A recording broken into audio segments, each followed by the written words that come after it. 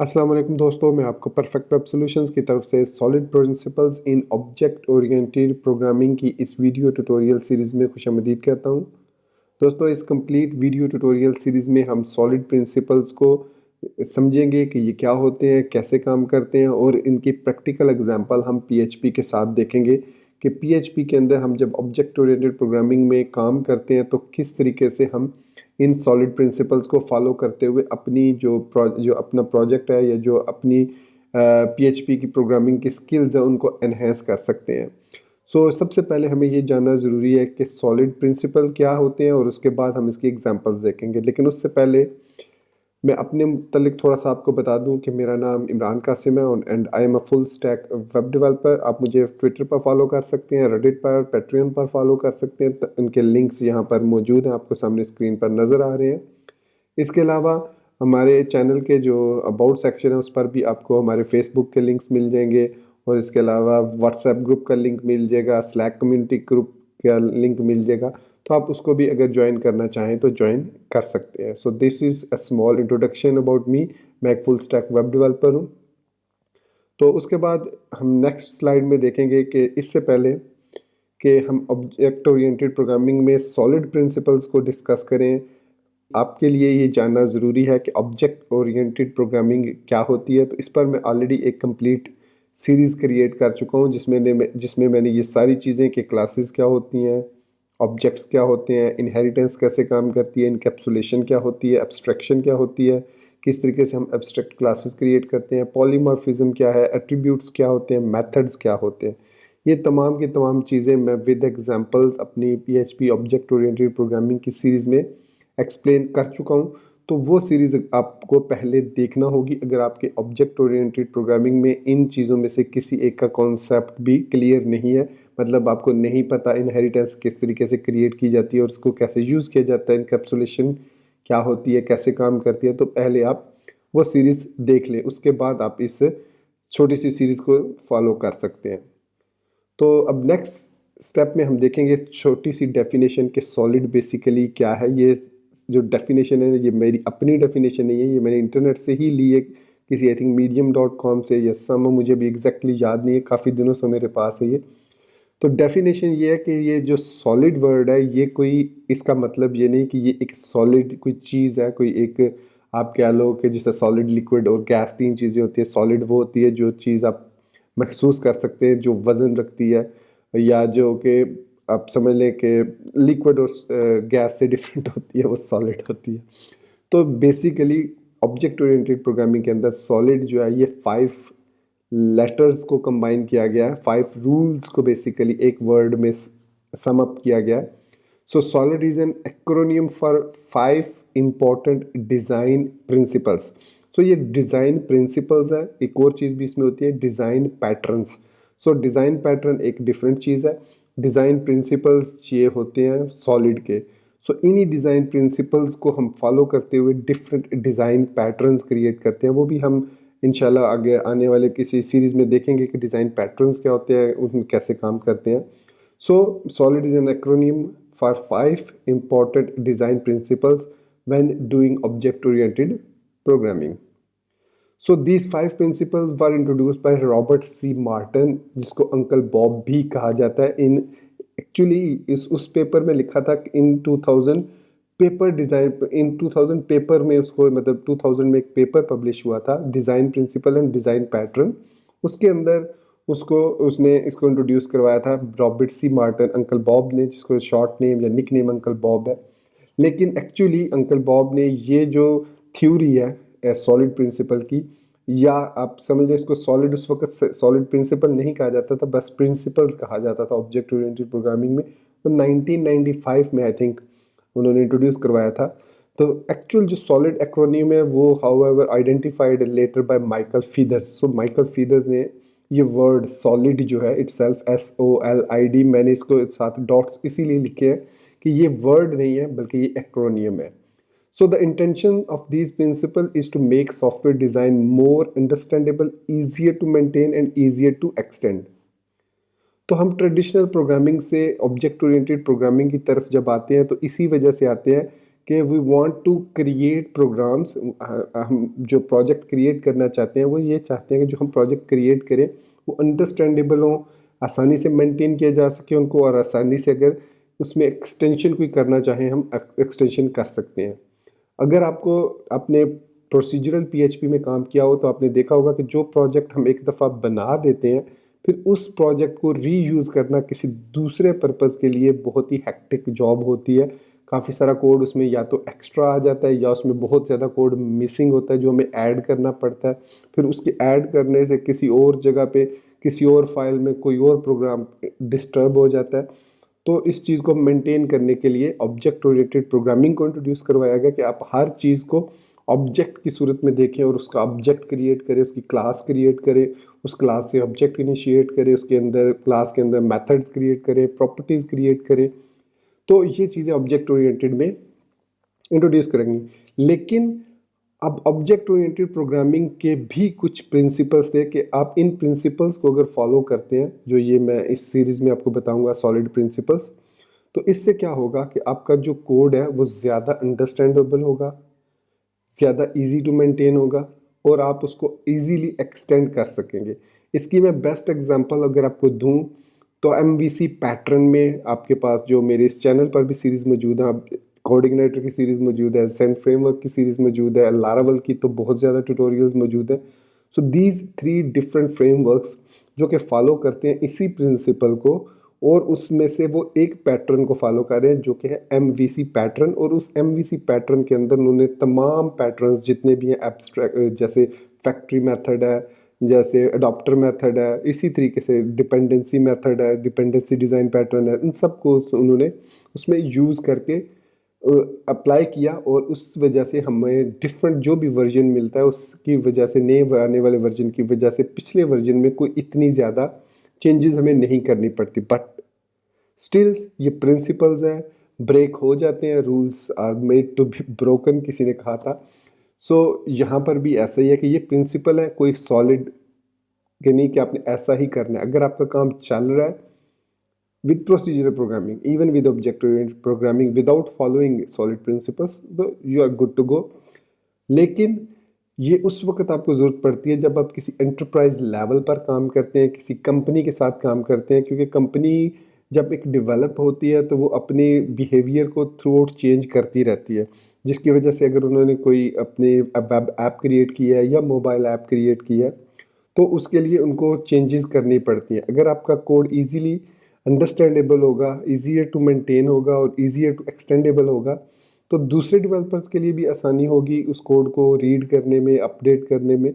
आपकी कंपनी को भी आप पर ज़्यादा ट्रस्ट होगा कि हाँ भाई ये कोड इस बंदे ने लिखा और देखें इन बंदों ने इनको आसानी से समझ कर उसमें चेंजेस कर ली, आपने नहीं वो की चेंजेस। तो that will make your self more productive in that particular company. So that is why being a software engineer आपको ये 5 प्रिंसिपल हैं, वेरी इसेंशियल हैं, बहुत अच्छे आपको जानना चाहिए। अगर आप इस वीडियो सीरीज़ को देखेंगे तो होपफुली आपको इनकी समझ भी आ जाएगी और एग्जांपल भी आपके जहन में आ जाएंगी। सो in this series of videos I will be covering these principles, giving example of how they are violated and how to correct them so they can comply with solid. So example will be given in PHP but applies to any object oriented programming language। मतलब मैं जो examples दूंगा इस series में वो होंगी PHP से related, लेकिन आप इस प्रिंसिपल को दूसरी object oriented programming like Python पर भी अप्लाई कर सकते हैं, जावास्क्रिप्ट पर भी अप्लाई कर सकते हैं, आर प्रोग्रामिंग लैंग्वेज पर अप्लाई कर सकते हैं, या किसी भी दूसरी सर्वर साइड स्क्रिप्टिंग लैंग्वेज पर आप इसको, या प्रोग्रामिंग लैंग्वेज पर अप्लाई कर सकते हैं। इवन C++ और C# में भी आप इसको अप्लाई कर सकते हैं। तो सबसे जो पहला प्रिंसिपल है सॉलिड का वो है S। So S stands for single responsibility principle. अब इसकी डेफिनेशन मैं आगे आपको बताऊंगा। दूसरा इसका जो रूल है वो O है, जो कि ओपन क्लोज्ड प्रिंसिपल। मतलब जो दूसरा सॉलिड का O है उसका मतलब है कि दूसरा प्रिंसिपल जो कि है ओपन क्लोज्ड प्रिंसिपल। थर्ड जो है वो है लिस्कोव सब्स्टिट्यूशन प्रिंसिपल। ये नाम आपने याद रखने हैं क्योंकि आगे मैं नाम से ही आपको बताऊंगा, तो ये नाम आपने ध्यान में रखने हैं। I stands for interface segregation principle. D stands for dependency inversion. So ये कंप्लीट पैकेज बनता है सॉलिड का। So single responsibility principle, open close principle, Liskov substitution principle, interface segregation principle, dependency inversion. So these are 5 different principle which make a solid principle. Okay हो गया। तो ये है 5 rules. अब सबसे पहले हम बात करें सिंगल रिस्पॉन्सिबिलिटी प्रिंसिपल की। तो इसमें जो इसकी डेफिनेशन है वो ये है कि a class should have one and only one reason to change, meaning that a class should have only one job. So इसकी अगर मैं प्रैक्टिकल एग्जांपल दूं अगर, तो देखिए एक बैंक में अगर एक ही एम्प्लॉय हो, वही मैनेजर हो, वही कैशियर हो, वही काउंटर पर भी बैठे, वही फॉर्म भी फिल करे, वही गार्ड भी हो। सो वन पर्सन जो एक बंदा है वो 5 जॉब्स वो परफॉर्म कर रहा है। सो इट मीन्स वो सिंगल रिस्पॉन्सिबिलिटी प्रिंसिपल को फॉलो नहीं कर रहा। तो क्या आपको लगता है कि वो बैंक जो है वो सक्सेसफुल होगा? क्या वो क्लाइंट्स को प्रॉपरली डील कर सकेगा? क्या वो बैंक को प्रॉपरली गार्ड कर सकेगा? क्या वो मैनेज कर सकेगा बैंक को प्रॉपरली? नहीं। So this is the reason, ये रियल वर्ल्ड एग्जांपल है कि किसी भी कंपनी में, किसी भी बैंक में आप कह लो, हर बंदे की रिस्पॉन्सिबिलिटी सिंगल रिस्पॉन्सिबिलिटी होती है और वो उसके साथ ही स्टिक होता है। No doubt some time you have to do the job of a, मतलब मैनेजर जो है कैशियर की जॉब भी कर रहा है, कैशियर नहीं आया तो चलो वो बैठ जाए या किसी दूसरे बंदे को बिठा दे, that's okay for the time being, but not for every day. Okay हो गया। तो ये है हमारे पास सिंगल रिस्पॉन्सिबिलिटी प्रिंसिपल। जो भी आप क्लास क्रिएट करें उसकी रिस्पॉन्सिबिलिटी हो कि वो एक सिंगल पर्टिकुलर टास्क से परफॉर्म करे। अब सिंगल से मुराद यहाँ पर ये नहीं है कि एक ही काम करे, एक ही काम से यहाँ पर मुराद है एक ही काम से रिलेटेड मुख्तलिफ चीज़ें वो परफॉर्म करे, किसी दूसरे काम से रिलेटेड वो परफॉर्म वो चीज़ें ना करे। अब जैसे अगर आप फ़ोन का बिल जमा करवाने गए हैं तो वो जो कैशियर है वो कहता है भाई हम तो आपसे फ़ोन का बिल मैं लूँगा और बिजली का बिल वो लेगा। सो इसमें क्या प्रॉब्लम है कि बिजली का बिल वो जमा करेगा, फ़ोन का बिल मैं जमा करूँगा। So this is a problem. मतलब अब यहाँ पर उस एक बंदे को ही चाहिए, बैंक को चाहिए कि वही बंदा जो फ़ोन का बिल जमा कर रहा है उसी को चाहिए कि वो उसकी सिंगल रिस्पॉन्सिबिलिटी है कलेक्टेबल या कलेक्शन ऑफ बिल्स। सो इस बिल में पेबल्स भी आ जाते हैं, रिसीवेबल्स भी आ जाते हैं, चेक्स भी आ जाते हैं, बिजली पानी गैस के बिल्स भी आ जाते हैं। So that is a single responsibility to collect the bills, billables दूसरे लफ्ज़ों में। तो ये है सिंगल रिस्पॉन्सिबिलिटी की एक्चुअल डेफिनेशन। इसका हरगिज़ मतलब नहीं है कि अब बैंक में 5 बंदे बैठ जाएंगे, एक गैस का बिल जमा करेगा, एक पानी का बिल जमा करेगा, एक बिजली का बिल जमा करेगा और एक अकाउंट्स चेक्स वगैरह देखेगा, एक कुछ और काम करेगा। So that is not the thing. So वो एक ही बंदा ये पांचों काम करेगा, ये उसकी एक सिंगल रिस्पॉन्सिबिलिटी है to have a billable class. So ये है सिंगल रिस्पॉन्सिबिलिटी प्रिंसिपल। नेक्स्ट है open closed principle. So objects और entities should be open for extension but closed for modifications.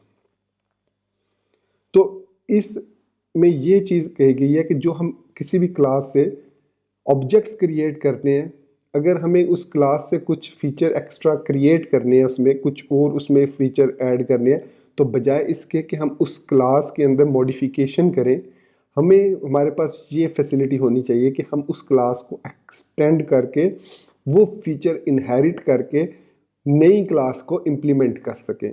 सो इससे होगा क्या कि हमें पुरानी की क्लास में कुछ भी चेंज करने की ज़रूरत नहीं पड़ेगी। हम नई क्लास क्रिएट कर लेंगे और उसमें वो काम करेंगे और वो पुरानी जो क्लास है उसके सारे के सारे फीचर वो उस क्लास में जो हमने नई क्रिएट की है उसमें आ जाएंगे। So every class objects are entities should be open for extension but close for modifications. So ये इसका प्रिंसिपल है, ओपन क्लोज्ड प्रिंसिपल। नेक्स्ट है हमारे पास लिस्कोव सब्स्टिट्यूशन प्रिंसिपल। अगर इसकी डेफिनेशन अगर हम देखें तो इट इज़ क्वाइट कॉम्प्लिकेटेड। जो बंदे मैथ या कैलकुलस या अलजेब्रा से या स्टैटिस्टिक्स से तल्लक रखते हैं उनको तो शायद इसमें कोई इतनी बड़ी इश्यूज नज़र ना आए, बट जो नॉर्मल प्रोग्रामर्स हैं जिनका बैकग्राउंड इतना स्ट्रॉन्ग नहीं है मैथमेटिकल से, मैं being myself as well, मेरा इतना ज़्यादा कोई अच्छा हाथ नहीं है मैथ के साथ, तो मैंने इसकी मतलब नेट पर सर्च की, ये डेफिनेशन तो मैंने आपके सामने रख दी, लेकिन जो मैं अब आपको एक्सप्लेन करूँगा वो ये है कि लिस्कोव सब्स्टिट्यूशन प्रिंसिपल कहता है कि अगर आपके पास एक कोई ऑब्जेक्ट है किसी क्लास x का और एक ऑब्जेक्ट है q किसी क्लास y का, एक ऑब्जेक्ट है हमारे पास q जो x क्लास का है और एक ऑब्जेक्ट है q जो y क्लास का है। अब जो x ऑब्जेक्ट है वो हमारा टाइप t है और जो हमारे पास y है वो टाइप s का है, और जहाँ पर हमारे पास जो s है वो सब टाइप है t की। मतलब जो अभी थोड़ी देर पहले मैंने ओपन क्लोज प्रिंसिपल में बात की थी, जहाँ पर वो यही बात कर रहा है इन डिफरेंट कॉन्टेक्स्ट। वो ये बात कर रहा है कि अगर हमारे पास एक क्लास है और उसका एक क्लास उसका ऑब्जेक्ट क्यू है, एक क्लास एक्स है जिसकी टाइप टी है, मतलब एक आप समझ लें कि ये जो टाइप टी है ये एक बेसिकली क्लास है, ठीक है, और उसके x number of Q objects हैं। तो इसी तरीके से हमारे पास दूसरी एस क्लास है जिसके Y number of Q objects हैं, वाई में इनफाइनाइट कुछ भी हो सकते हैं। सो जहाँ पर एस जो है वो सब टाइप है T की। So let X be a property provable about objects of X of type T, then QY should be provable for object of Y of type S where S is a subtype of T। मतलब अगर तो आपके पास जो T class के जो object जो काम कर रहे हैं, अगर आपने एक क्लास और डिराइव की है जो कि S है, जो कि T से डिराइव हो रही है, सब टाइप ऑफ T है, तो वो भी वही सारे काम करे जो कि दूसरी क्लास कर रही है, टी क्लास कर रही है। मतलब आपने एक क्लास क्रिएट की, उसमें एक मेथड क्रिएट किया, आपने उसको उससे एक और क्लास एक्सटेंड की। अब जो उस टी की जो आपने पहली क्लास क्रिएट की उसका एक मेथड आप उसको दूसरे वाले मेथड में दूसरी क्लास में यूज़ ही नहीं करते, यूज़ ही नहीं कर सकते, करते नहीं वो एक अलग चीज़ है, यूज़ ही नहीं कर सकते। So that means this open close और this extension is not Liskov substitution principle, does not follow this principle। So ये है हमारे पास लिस्कोव सब्स्टिट्यूशन प्रिंसिपल। इसके एग्जांपल हम आगे चल के देखेंगे नेक्स्ट वीडियो ट्यूटोरियल में, इसमें सिर्फ हम इंट्रोडक्शन ही देखेंगे। सो लास्ट वन है इंटरफेस सेग्रीगेशन प्रिंसिपल्स। तो यहाँ पर हमारे पास बात आती है कि client should never be forced to implement an interface that it does not use, or client shouldn't be forced to depend on methods that they do not use। For example, अब इसकी अगर रियल वर्ल्ड में मैं bank की example ही ले लेता हूँ। Suppose कीजिए एक बंदा अकाउंट ओपन करवाने आता है, ठीक है, तो आप उसको क्लाइंट को उससे पूछना शुरू कर देते हैं आपके बच्चे कितने हैं, आपने क्या बिजनेस करते हैं, आप कितनी इनकम है आपकी, क्या है कैसे है, ये सारी चीज़ें पूछना शुरू कर देते हैं। So you are not a person जो कि आप फोर्स नहीं कर सकते उस बंदे को कि ये सारी इन्फॉर्मेशन वो दे, क्योंकि आपने फॉर्म पे जो चीज़ें लिखी हैं सिर्फ वही पूछनी है। So a client should never be force to implement an interface that it does not use, और client shouldn't be force to depend on method they do not use. So इसका मतलब है कि ऑब्जेक्ट ओरिएंटेड प्रोग्रामिंग में हम देखें again, तो इसमें हम ये कहते हैं कि अगर हम कोई इंटरफेस क्रिएट करते हैं, सो उस इंटरफेस के अंदर कुछ हमने मेथड, कुछ 6 मेथड सपोज कीजिए 6 मेथड लिखे हैं, और उन 6 मेथड्स में से सिर्फ और सिर्फ 2 मेथड वो क्लास यूज़ कर रही है। So it means we are creating some methods which our client is not using them, so that is something extra। मतलब वो जब भी क्लास उससे क्रिएट होगी तो वो मेथड्स वैसे ही वहाँ पर अवेलेबल होंगे, उनको यूज़ तो उसने करना नहीं है। सो इंटरफेस भी जब आप क्रिएट करें तो इसमें ये रूल आपने फॉलो करना है कि आप इंटरफेस सेग्रीगेशन को अवॉइड करें कभी भी, या फिर दूसरे लफ्ज़ों में आपने एक इंटरफेस क्रिएट किया, उसमें एक ऐसा मेथड है जो कि यूज़ नहीं करना क्लाइंट ने, लेकिन उसको यूज़ करना पड़ रहा है क्योंकि आपने उसको क्रिएट किया हुआ है। उसका मसला है कि उसने उसको यूज़ करना है, उसके बगैर उसको एरर आने शुरू हो रहे हैं अगर वो उस मेथड को यूज़ नहीं करता। मतलब आपने एक इंटरफेस बनाया जिसमें था हेलो बाय मेथड, अब वो बंदा है सिर्फ वेलकम करने के लिए, हेलो करने के लिए, उसका बाय से लिंक ही नहीं है, खुदा हाफिज़ कहने से, अल्लाह हाफिज़ बाय कहने से उसका लिंक ही नहीं है। तो वो इंटरफेस उस बंदे के लिए यूज़फुल नहीं है जो हेलो कहता है, और उसके लिए भी यूज़फुल नहीं है जो सिर्फ बाय कहता है। राइट। ये मैं एक एग्जांपल दे रहा हूँ, जो मेरे जहन में भी यही एग्जांपल आई थी कि अब वो इसके लिए आपको क्या करना होगा कि इसके लिए आपको फिर दो इंटरफेस क्रिएट करने होंगे, एक वो जो सिर्फ हेलो के लिए होगा और एक वो जो सिर्फ बाय के लिए होगा। तो इसमें हम जो है वो इंटरफेस सेग्रीगेशन में इंटरफेस को भी ब्रेक डाउन कर देते हैं सिचुएशंस के हिसाब से। अगर हमारे पास एक इंटरफेस वेलकम और बाय वाला है, we know that this is a single responsibility कि वेलकम भी करना है तो गुड बाय भी तो कहना है ना। तो लेकिन दो अलग पर्सनैलिटीज़ हैं जो गुड बाय और वेलकम करती हैं, तो उस सूरत में हमें उस इंटरफेस को दो जो है वो इंटरफेसेस में ब्रेक डाउन कर देना चाहिए। वेलकम के लिए अलग से इंटरफेस और बाय के लिए अलग से इंटरफेस। सो लास्ट जो है हमारे पास वो है डिपेंडेंसी इन्वर्जन। तो यहाँ पर जो सिंपल सी बात है कि वो कह रहा है कि entities must be dependent on abstraction level not on concretion. मतलब यहाँ पर वो कहना ये चाह रहा है कि जो आप डिपेंडेंसी क्रिएट करते हैं, आप डिपेंडेंसी इंजेक्शन क्या होती है, ये हम जब प्रैक्टिकल एग्जांपल देखेंगे तो उसमें मैं आपको बताऊंगा कि डिपेंडेंसी किस तरीके से आप इन्वर्जन डिपेंडेंसी इन्वर्जन को किस तरीके से आप फॉलो करते हैं। सो उसमें वो कह रहा है कि एब्स्ट्रैक्शन लेवल पर होनी चाहिए, कंक्रीट एग्जांपल मतलब जो फाइनल आपकी आउटपुट है उसकी बेस पर नहीं होना चाहिए, क्योंकि आपको नहीं पता कि ये आउटपुट कब चेंज हो जाए। सो अगर वो आउटपुट लेवल पर डिपेंडेंसी होगी तो आपको हर सूरत में फिर उसको अप्लाई करना होगा, अदरवाइज अगर आप उस डिपेंडेंसी को यूज़ नहीं करेंगे तो वो आपको एरर देगी। So it states that the high level module must not depend on the low level module but they should depend on abstraction level.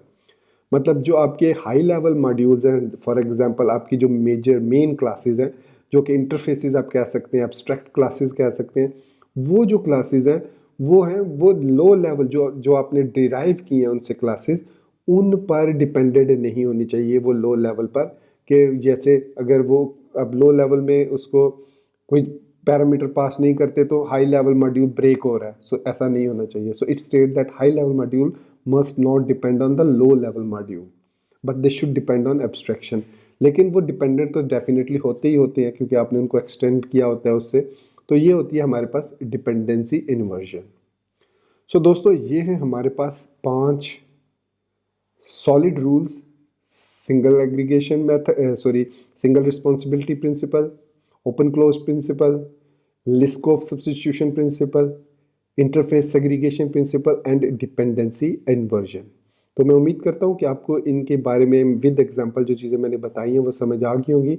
अगर स्टिल आपको कोई कन्फ्यूजन है, कोई चीज़ समझ नहीं आई तो do let me know in the comment section, या फिर आप मैंने जो आपको लिंक्स दिए हैं अपने सोशल मीडिया के, आप उनको भी उन पर भी मुझे क्वेश्चन कर सकते हैं and I will try my best कि आपको उसको क्लियर कर सकूँ एज मच एज पॉसिबल।